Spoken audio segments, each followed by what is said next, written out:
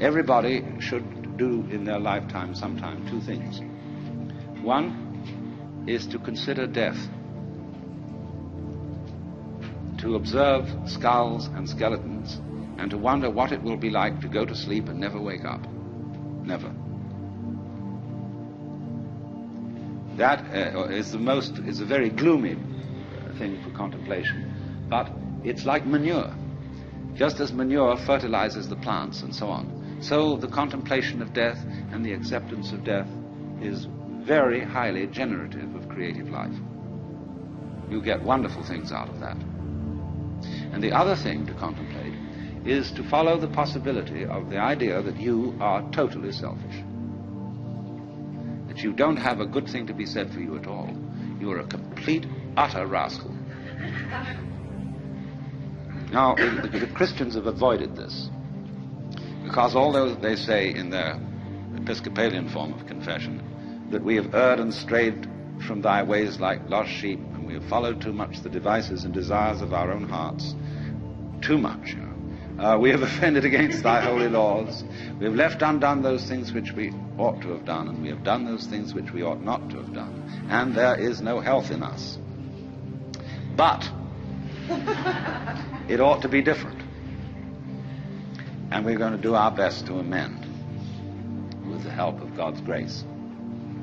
And that is a real con act.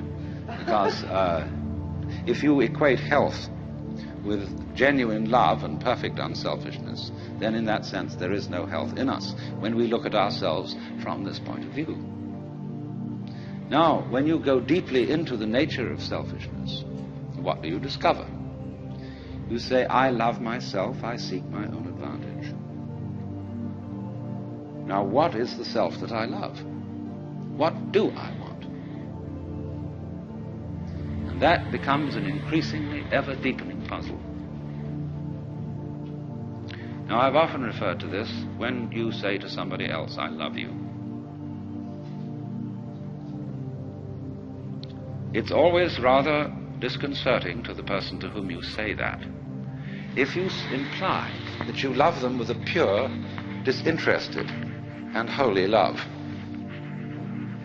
They automatically suspect it as being a little bit phony. But if you say, I love you so much I could eat you, that's an expression, it's a way of saying to a person, you attract me so much that I can't help it. I'm absolutely bowled over by you. I'm gone. And people like that. Then they feel they're really being loved, that it's absolutely genuine.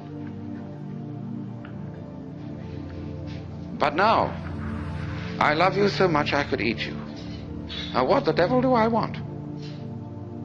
I certainly don't want to eat the girl in the sense of literally devouring her, because then she'd disappear.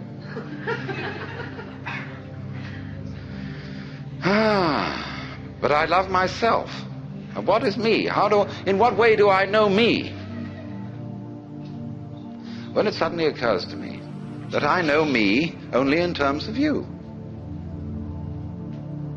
See, when I think of anything that I know and that I like, then it's always something that can be viewed as other than me. I can never get to look at me, real me. It's always behind. It's always hidden. And I really don't know it well enough to know whether I love it or not. Maybe I don't. Maybe it's an appalling mess. But certainly the things I do love and that I want from a selfish point of view, when I really think about them, they're all something else that's in a way outside me. Now, we saw that there is a reciprocity, a total mutual interdependence between what we call the self and what we call the other. That's the warp and the woof. And so, if you are perfectly honest about loving yourself,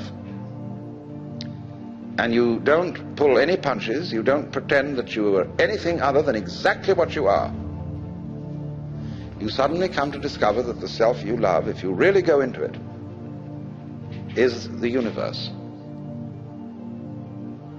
You don't like all of it.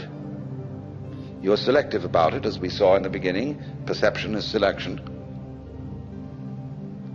But on the whole, you love yourself in terms of what is other. Because it's only in terms of what is other that you have a self at all.